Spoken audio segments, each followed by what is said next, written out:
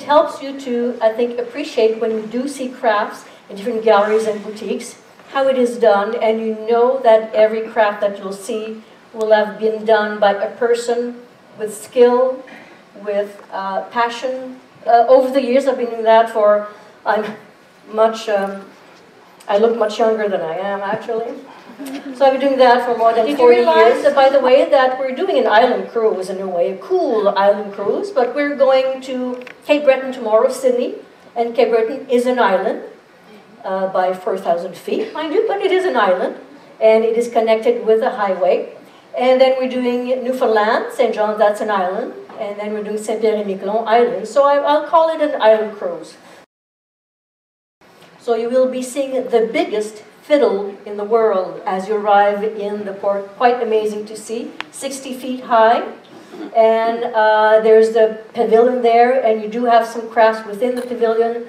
Very nice exhibit upstairs on the second floor. You have some of the history of Cape Breton, the steel mills and the coal mines, and the natives that are there as well. So that's a free exhibit, so please go there. The quills are porcupine quills. So you see them on the top left-hand side. You dye them, vegetable or natural dyes. You have to flatten them. Usually the ladies did that with their mouth, flatten the quills. And then, as you see on the left-hand side, you kind of roll the quill and sew it within either leather or the bark. So at the Amos Pewter that was taken in Mahone Bay, they do have a store as well in Halifax, and they'll show you how to work with pewter. So when you heat the pewter and you pour it on the slab, like the left-hand picture, it really pours like liquid, like honey. It's heavy. But as soon as it's poured out, as you see the right picture, you can lift it up. The piece is already cool. Clay is a very green material, very green medium, because every scrap you do not use when you work your clay is recycled, unless you fire it. But as you work it, from dried scraps to wet scraps, you just put it aside in those lovely buckets, and then it becomes a slur. Shauna McLeod is Black Crow pottery, and she has some Scots and Irish and Métis blood in her. And her grandmother and mother are both healers, so she's a third-generation healer. So some of the pieces she does, the plates on the top, are healing plants, and she offers that.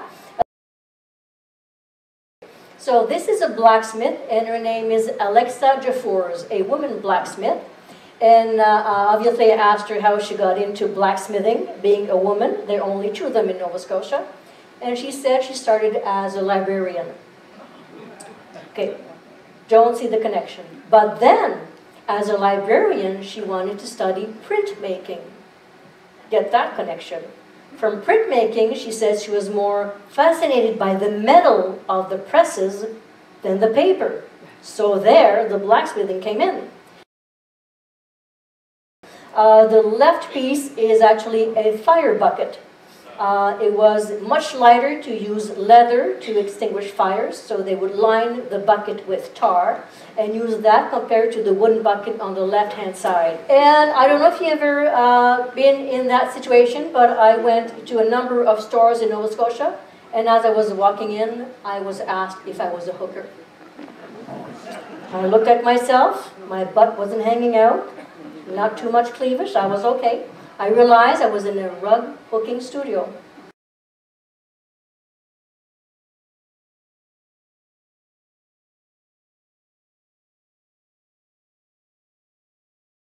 Dans ce grand studio-là, c'est un seul couple qui travaille de façon tellement différente qu'on a l'impression qu'ils représentent à peu près 35 artisans. Et dans le fond, c'est le même couple qui travaille ensemble, qui donne différentes impressions avec les styles qu'ils ont. Ça, c'est donc une croissance dans un tronc d'arbre, et il y a un monsieur qui travaille ça dans le bois. Alors, ce qu'il fait, il est à la retraite, M. McLellan, ce qu'il fait, c'est que d'abord, il fait le bol sur un tour de bois, et comme vous voyez à droite, ces pièces-là sont faites, il recouvre de cire d'abeille, et ça s'assoit comme ça, sans rien faire de 1 à 2 ans. Il ne peut pas les vendre. attend que le bois sèche très tranquillement. Et ensuite, il voit le résultat. Est-ce que c'est possible? Est-ce que les formes, les ouvertures qu'il y avait dans la croissance sont intéressantes? Et les polis, et les finis aussi avec l'huile de lin. Chaudière pour éteindre des feux. C'était plus léger que de prendre une chaudière de bois, comme celle qui est à gauche, et c'était entouré de goudron à l'intérieur. D'ailleurs, Louis se sert beaucoup dans ses expositions et dans ses activités de tous les jours de reproduction de pièces de céramique, de verre et de cuir, parce que tout a disparu depuis le temps où ce sont seulement des morceaux, des dessins qu'on retrouve. Donc, ils font beaucoup affaire avec des artisans contemporains maintenant. Ça, c'est M. Buckland-Nix. Lui, il fait de la peinture. C'est le seul que j'ai inclus là-dedans parce que c'est assez spécial. Il fait de la peinture sur des pierres. Donc, il ne travaille pas du tout la pierre. Il ne change pas la pierre. Il ne la polie pas. Il ne change pas la forme du tout.